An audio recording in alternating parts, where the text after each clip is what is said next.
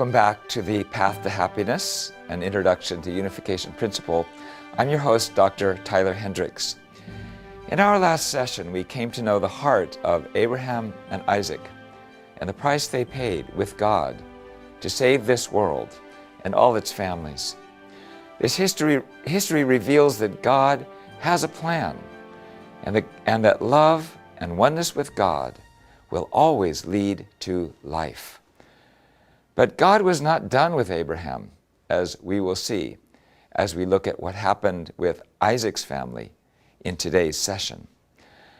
God led Isaac to marry a special woman, Rebekah, and she gave birth to twins, Esau and Jacob, to build the foundation for the Messiah.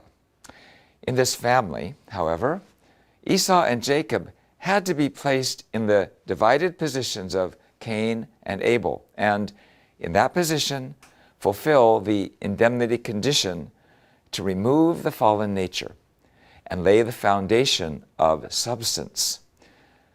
Esau and Jacob in Isaac's family were like Cain and Abel in Adam's family, and Shem and Ham in Noah's family. So they faced a special challenge to overcome hatred and win the victory of love. The explanation is found in Genesis, starting in chapter 25. Isaac was 60 years old when Rebekah gave birth to these twins, and they fought, even in the womb. What's more, even when they were in the womb, God said that He loved Jacob and hated Esau. He divided them into the positions of Cain and Abel, wherein the elder related to evil and the younger related to goodness. The firstborn, Esau, was red at birth, and his entire body was like a hairy garment. So they named him Esau. His younger brother came out grasping Esau's heel with his hand, so he was named Jacob. The boys grew up, and Esau became a skillful hunter, a man of the open country, while Jacob was content to stay at home among the tents. Isaac, who had a taste for wild game, loved Esau, but Rebekah loved Jacob. Once when Jacob was cooking some stew, Isaac came in from hunting, and he was famished. Esau came in from hunting. He was famished, and Esau asked for some of the stew. And Jacob said he would give it to him in exchange for his birthright. Esau readily agreed, so he valued his birthright as less important than the bread and the pottage of lentils, the food for his hungry stomach. The Bible says that Esau despised his birthright. Thus, Jacob gained the firstborn son position from Esau. In the Old Testament, the birthright of the firstborn son is very important. It's the position of the head of the family. He is the one who inherits the father's blessing. He's in charge of all the family's household matters and has also the right to inherit the property. As the years passed, Isaac became old and was almost blind. He was going to die soon, so he decided it was time to give his formal blessing to his eldest son. He was passing on the blessing that he had received from Abraham, the blessing that was given by God. He called his firstborn, Esau, and said, "Go out to the field and hunt game for me, and prepare a savory dish for me, such as I love, and bring it to me, that I may eat, so that my soul may bless you before I die." Esau left right away to hunt for some game. Rebekah overheard Isaac's words, and she called Jacob, and she said, "You should receive the blessing that Esau is going to inherit." And so she told Jacob, "Go out to the flock and get a good lamb. I will make a good stew so that you can give it to your father and you can receive his blessing." But Jacob worried. He said, "I don't have hairy hands like my older brother, and if father finds out, he won't give me a blessing. He's going to curse me." His mother, Rebekah, said to him, "My son, let the curse fall on me. Just do what I say." This is how great her love for her son was. She then prepared the food that Isaac loved and took Esau's best clothes and put them on Jacob, covered his hands and the smooth part of his neck with goat skins. Then she gave Jacob the food and the bread that she had made and told him to serve his father. Jacob did so, and he went close to his father Isaac, who touched him and said, "The voice is the voice of Jacob, but the hands are the hands of Esau." So Isaac blessed him with all his heart.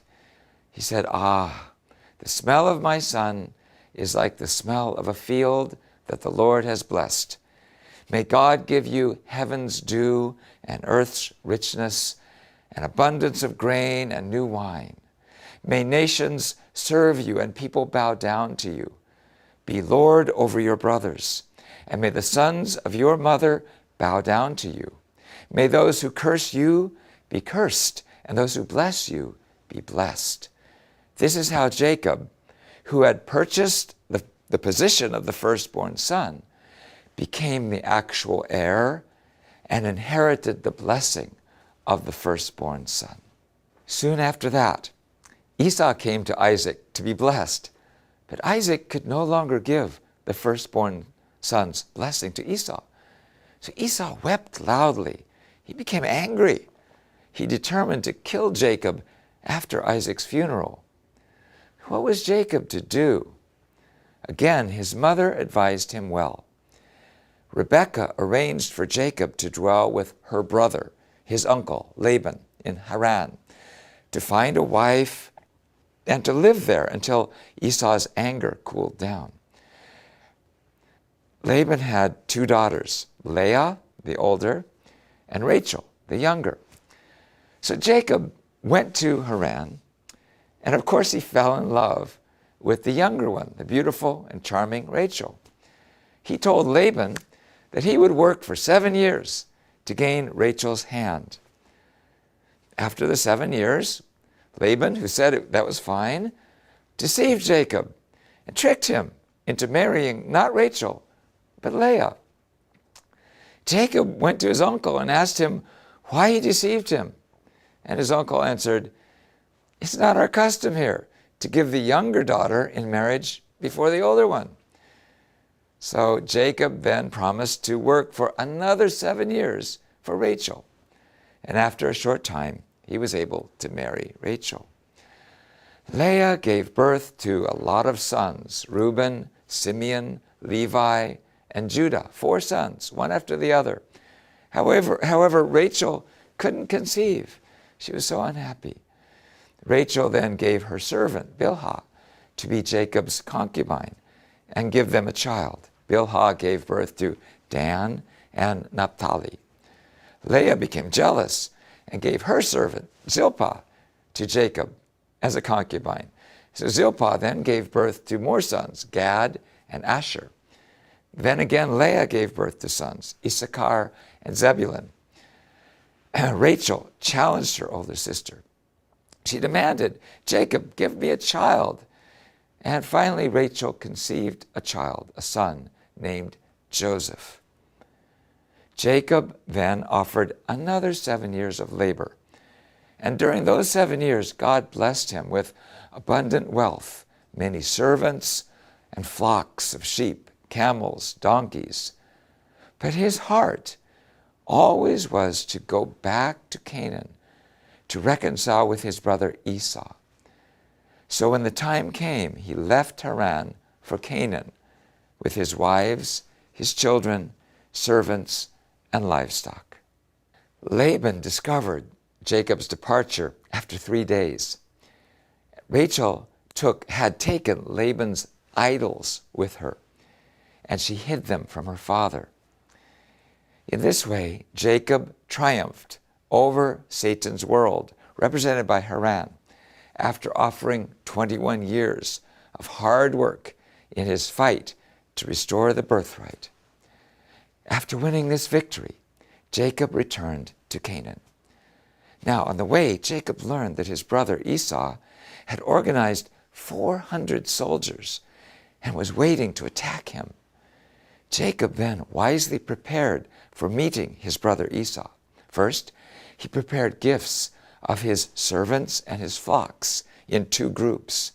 He put each type of animal in the care of a servant, and he said to them, "Go tell my older brother Esau that they belong to my lord Esau, a gift from your servant Jacob, and he is coming behind us."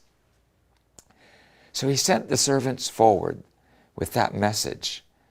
And that night, Jacob wrestled with an angel at the ford of the river Jabbok.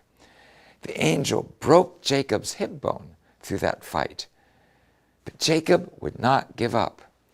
Daybreak came, and the angel had to leave. But Jacob said that he would not let go of the angel unless he blessed him. In the end, the angel blessed him and said, "Your name will no longer be Jacob, but Israel, because you have struggled with God and man and have overcome."